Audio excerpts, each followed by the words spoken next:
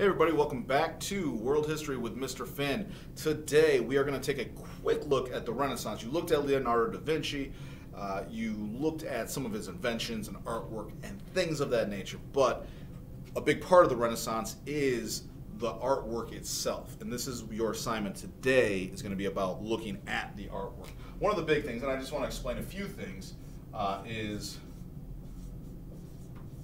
frescoes are a type of painting that uses wet plaster. Wet plaster is kind of like, I really don't even know how to explain it. Think about like, I guess a piece of paper that's kind of wet. That's generally what it would be like if you could work within it, on it, and then it would dry, and then it would stay. And that's kind of what a fresco is. But the big thing about the Renaissance and the art that goes into it with these frescoes is really going to be this. It's going to be life-like. And you know what? This will be your assignment. So here's what, so that you can see it, what I'm talking about. I'll tell you about it right now, but then you will look at it online so you can see it. But if you went back to like Greek sculpture and Roman sculpture, Romans used a lot of mosaics too, which mosaics are where you take tiny little pieces of material and then you make a picture out of it. And actually the Romans would do paintings on the walls as well, kind of like these frescoes. And they were very lifelike. The sculptures were very lifelike. You could see, eyebrows and wrinkles in your skin and details on like hands and things like that. After Rome collapses, though, what you're going to see is the artwork from the Middle Ages is not on that level. It's just not. There's just not skilled painters, artists, and things like that, for good reason. As we've said, during the Middle Ages, people were just trying to survive. It was the Dark Ages. It was awful. Education was out the window. The people who were doing the art really would do it in manuscripts, as they were, scribes or monks that were copying down books. But once we get to the Renaissance, you're going to see this kind of just roaring back of lifelike art. And so we're going to move on into different areas of the Renaissance and the way thinking goes. But it is important because when people think about the Renaissance, the everyday person out there who hears the word Renaissance immediately thinks of art.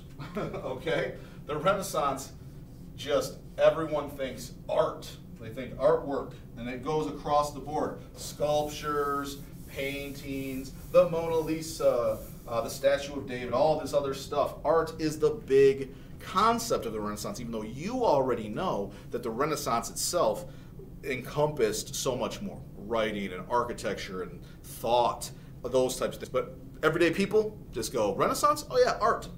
That's what they think.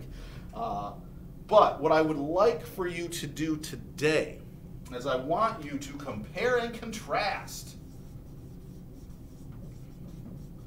What does this mean, compare and contrast?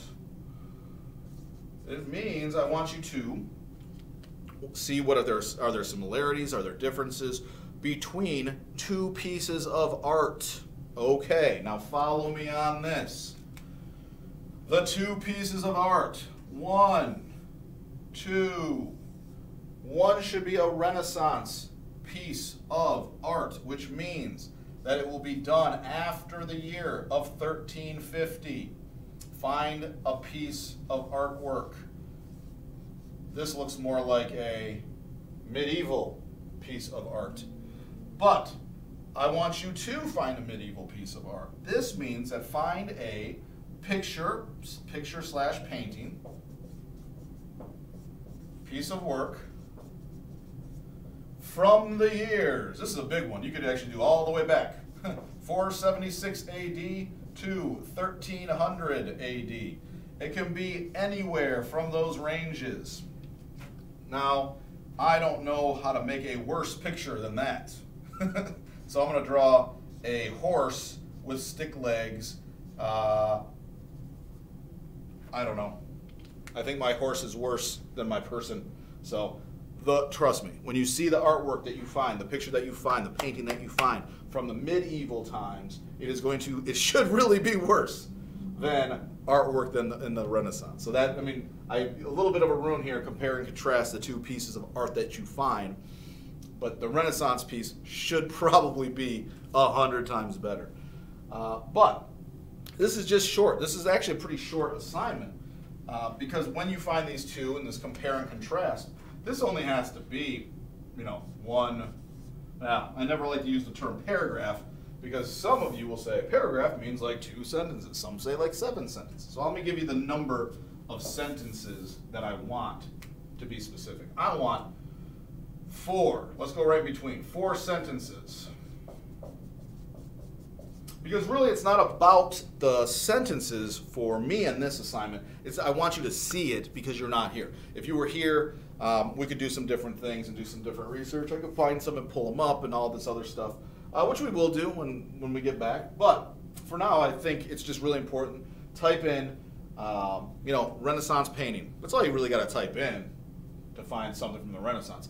The medieval work, you could type in like Dark Age paintings,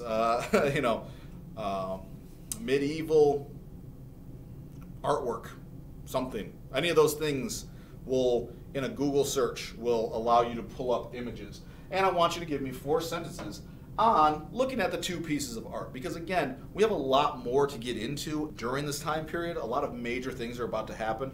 But it is important to take a little break on that story just to look at the art itself. Because it's, I can say it, but unless you see it, it doesn't really do anything. So on that note, make sure you get this to me today. You guys have been doing great work for attendance and participation purposes. But on that note, I guess I will see you next class. We're going to start to see something. It's going to be one of the greatest inventions of all time coming up. All right, see you next class.